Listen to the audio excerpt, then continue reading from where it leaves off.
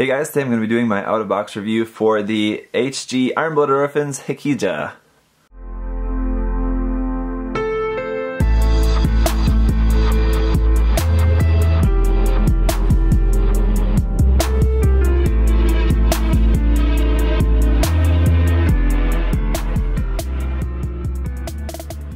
So first off, thank you to Mind Phoenix Hobby Store, as always, for sending me this kit to share with you guys. It's a fun and interesting kit. Interesting, definitely. I've been trying to get caught up in the anime, and I've seen this in action, and seeing it in action definitely made me like it more. And I like the design, but I think it's just, there's certain aspects of it that just really throw me off. It just really looks like a clown kind of mobile suit, and I think it's just a lot to do with the colors and a lot to do with the feet. I think of like, if you're a juggalo and you really wanted to paint like a ICP kind of custom Gunpla, this would be the kit that you'd want to do it with. That's how this kit makes me feel, and I don't really like that.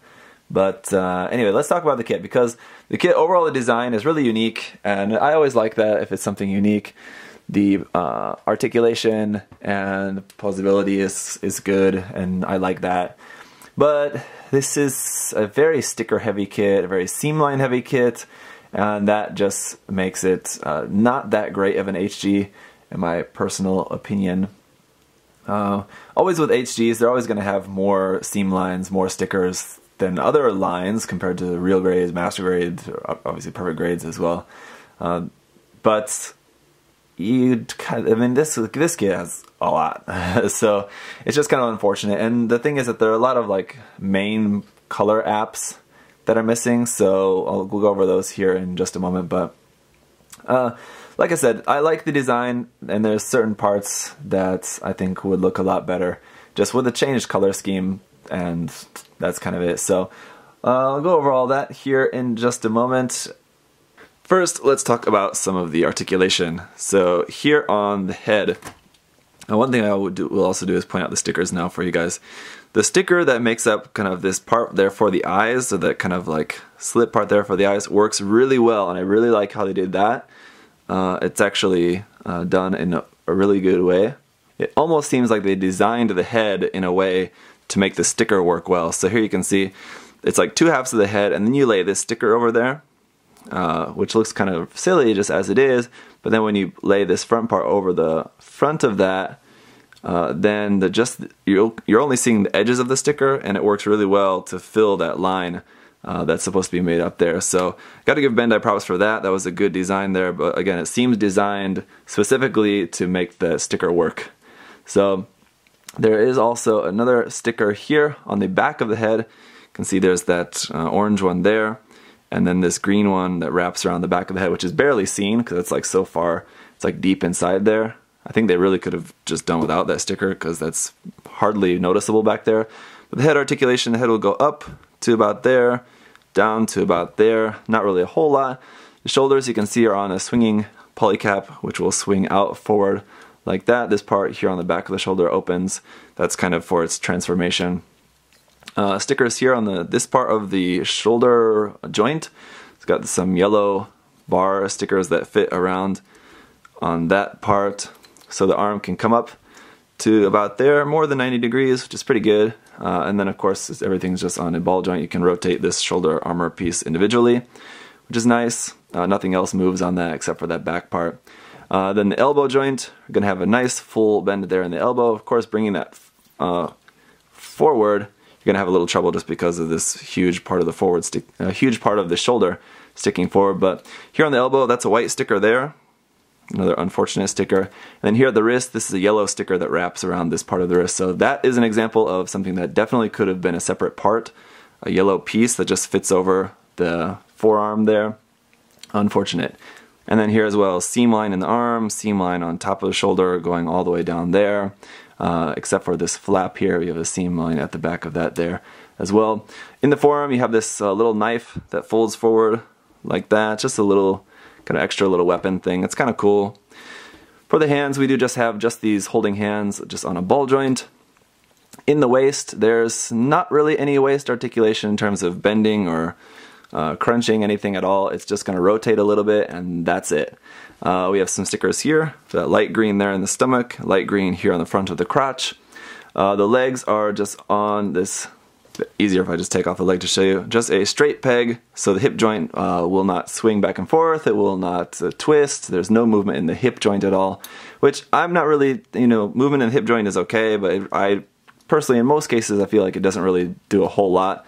Then we have yellow stickers in there for those hip joints, kind of like the upper arm there. This is a white sticker here on this side, which is attached on this side of the leg, like that. The leg is just going to move as usual, rotation at the top, and double joint in the knee. It's going to give you a nice full bend there at the knee, so that's good. And then these white parts here come apart pretty nicely, so that's all a nice look there for the legs, except for this green part here in the front of the legs. That is, once again, a sticker there. So here on the back of the legs, a seam line going right through that vent on the back of the leg. That's unfortunate. Seam lines going through vents is always a little bit more difficult. We have this part on the back of the foot which moves up and down. It's kind of loose, but that moves like that. The foot will go down to about there, which is kind of unfortunate considering one of the cool things we saw in the show. It did like a thing where it kicked these toes like straight down into a mobile suit, and you can't like really do that because the ankle doesn't go back far enough. But the foot obviously will come very far forward because that's, again, also part of the transformation. Unfortunately, when you do that, you have these ugly empty spaces here on the front of the leg, which is the underside of the foot. But then that reveals this thruster there on the back. So for its transformation, you're just kind of like folding the feet up and opening that like that, and then that's like, it's like high speed boost mode, kind of like the Hyakuri. So that's pretty much it for the articulation. The back skirt doesn't do anything. We also have this flap here on the back, which is also part of the transformation. You're supposed to just kind of flip that open like that. You just kind of like reset it in there at a different angle, basically. But that's there. So, and another sticker here. This is a yellow sticker that goes over this part. This is another thing like the back of the head, something that I don't think really too many people really would have noticed. But this is a yellow sticker that wraps around this part here on the back. So yeah, a lot of stickers, a lot of seams, unfortunately. But you may be thinking, well, maybe it makes up for all that with some badass weapons. Kind of, but these weapons really aren't that badass. I don't know. Here's the beam rifle. I was going to say beam rifle, just regular rifle, which was cool in the show. It's a really super basic design though, and just all molded in gray here, so nothing really too exciting about that. But when we put this into the hand, and then this on the arm, it works just well enough like that. But then we can also flip this forward, and this actually fits onto the underside of the rifle handle to add just kind of like extra support and like holding the rifle straight, like in line with the arm.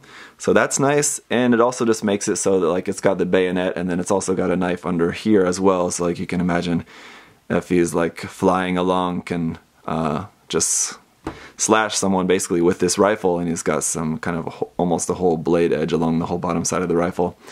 So that's pretty cool. And then we also have this Tobiguchi blade, apparently is the name of this. So it's very similar to the assault knives that were from the recent MS Option set. But this as well will just be held in the hand like normal.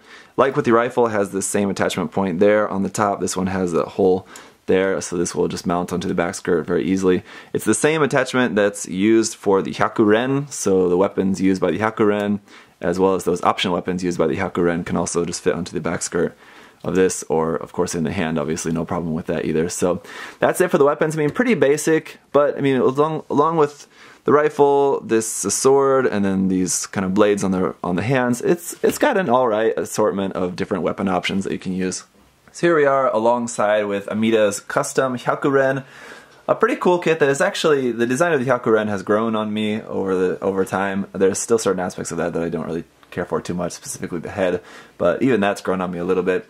And I know the Hikija is sort of like a mix-up of taking aspects from the Hyakuren and the Hyakuri, but just for the sake of showing you this, and just because in the anime, when the Hikija appeared, the Hyakuren also appeared in the same episode, whereas the Hyakuri did not. So anyway, yeah, the kits go together fine. I mean, again, the colors are going to be quite different. Obviously, you can't really draw a whole lot of connection there between the colors. But, I mean, they do look pretty cool. They have basically similar posing options, almost the exact same options in terms of their weapons. So they're going to be quite similar and just looking pretty good, I guess, if you wanted to do a Teiwaz or a turbines sort of diorama using a few of these mobile suits together. Alright, so if it feels like, or if it seems like I'm being a little bit hard on this kit, I mean, yes, a lot of that is due to the fact that there's just aspects of this kit that just don't appeal to me personally. If you like the colors, then that's fine. If you like, you know, the shape of the feet or the gimmicks or the weapons, or if you love all that, then that's fine. I mean, a lot of this is just my own personal opinion, you have to remember that. But there are just things about this kit that, despite what I think about the design personally, the fact is it does have a lot of stickers, it does have a lot of seam lines, and those are things that at least do bother a lot of people. I mean, they are just seen as obviously negatives more so than positives. They're not the worst things in the world, and I personally don't think that those sort of things really should deter you from getting a kit because they're easy things to fix. I mean, seam lines, just glue them, missing color apps, you can always just paint those, but those do tend to be things that do matter more to some people than others, so I do want to point those out to you as negatives. But overall, I mean, if you like this design and you like, you know, how this kit looks, then by all means, just go for it. It is solid enough. Nothing is really like loose. You know, I'm not having stuff like falling apart, and the articulation is okay. I do wish it had maybe had a little bit more articulation in the stomach section, some sort of bend or stomach crunch or something. Unfortunately, it doesn't have too much going on there.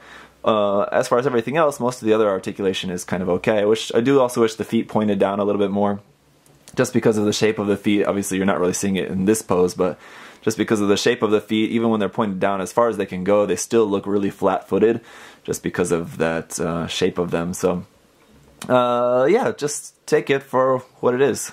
With that, though, that's pretty much going to do it for my review of this kit. In a line that has a lot of really fantastic kits, I think this is definitely one of the less than great ones, but it's just one of those that it's just something like if you really like the design, you're going to like this kit. If you're not really too into the design, then this is just going to be a very easily forgettable kit that it even exists. So the HD Iron Blood Orphans line has had some of those, and this is just unfortunately one of them. So I imagine some people are really looking forward to getting this kit, and probably a lot of people are just kind of gonna just pass on this.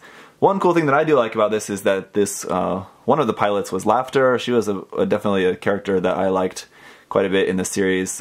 She definitely added a little bit more depth to some of the characters in the series, which was nice.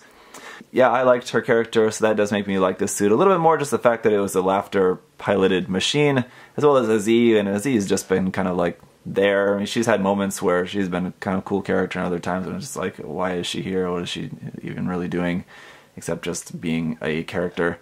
So, I don't know. There's that thing about the story elements definitely might help you or dissuade you, depending on your feelings on the character, whether the kit is more or less appealing to you.